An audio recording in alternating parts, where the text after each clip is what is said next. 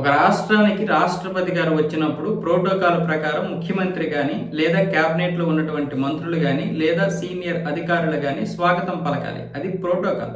ఒక ప్రధాని వచ్చినప్పుడు అయినా సరే ఒక ప్రోటోకాల్ ఉంటుంది. ఒక్కొక్క విధానానికి ఒక్కొక్క ప్రోటోకాల్. ఇప్పుడు ముఖ్యమంత్రి అయినా ఎక్కడికైనా వెళ్తే ఏ జిల్లాకో లేదా ఏ నియోజకవర్గానికి వెళ్తే అక్కడ ప్రోటోకాల్ ఉంటుంది. ఆ ప్రోటోకాల్ పాటించాల్సిందే అధికారులు, ఇంకా తప్పదు.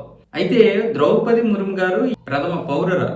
అలాంటి ఆవిడకి ఈరోజు పశ్చిమ బెంగాల్ తీవ్ర అవమానం చేసింది. ప్రోటోకాల్ ప్రకారం ఎటువంటిది విధానం చేయలేదు, కనీసం అధికారులు కూడా పంపించలేదు. ముఖ్యమంత్రి ఎలాగో స్వాగతం పలకరు. ఈరోజు ఆవిడ 9వ అంతర్జాతీయ సంతాల్ సదస్సుకి వెళ్ళారు. ఎక్కడ? సిలిగురి దగ్గరికి. పశ్చిమ బెంగాల్లో ఉన్నటువంటి ఆ సిలిగురి కారిడార్ అంటాం కదా, చికెన్ నెక్ ఆఫ్ ఇండియా, అక్కడికి వెళ్ళి ప్రసంగిస్తే కనీసం ఆవిడకి ఆదివాసీ సదస్సులు ప్రసంగించడానికి కూడా అనుమతి ఇవ్వలేదు రాష్ట్ర ప్రభుత్వం. అలాంటి దౌర్భాగ్యమైనటువంటి పరిస్థితుల్లో పశ్చిమ బెంగాల్ రాష్ట్రం ఉంది.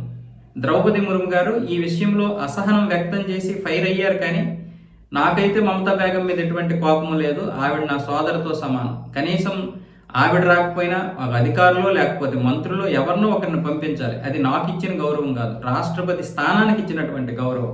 అంతే తప్ప నాకేమి ఈ ప్రోటోకాల్ విషయంలో ఇదేం లేదు, అభ్యంతరం లేదు. కానీ మనకు ఒక రాజ్యాంగం ఉంది. ఆ రాజ్యాంగం ప్రకారం ప్రజాప్రతినిధులు నడుచుకోవాలి అన్న విధంగా అయితే ఆవిడ మాట్లాడారు. అయితే మమతా బేగం ఇప్పుడు రాదు. రాష్ట్రపతి బీజేపీ తరఫున ఉన్నారు కాబట్టి ఈవిడి కోపం.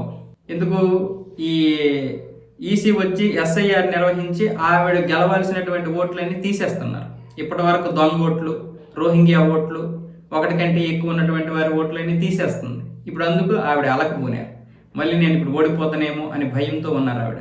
అందుకని ఇప్పుడు రాష్ట్రపతికే కాదు, ఎవరికి వచ్చినా ఆవిడ ప్రోటోకాల్ ఎవరు. ఇంక రాష్ట్రపతికి ఇవ్వకపోతే ఇంకెవరికి దిక్కు లేదు.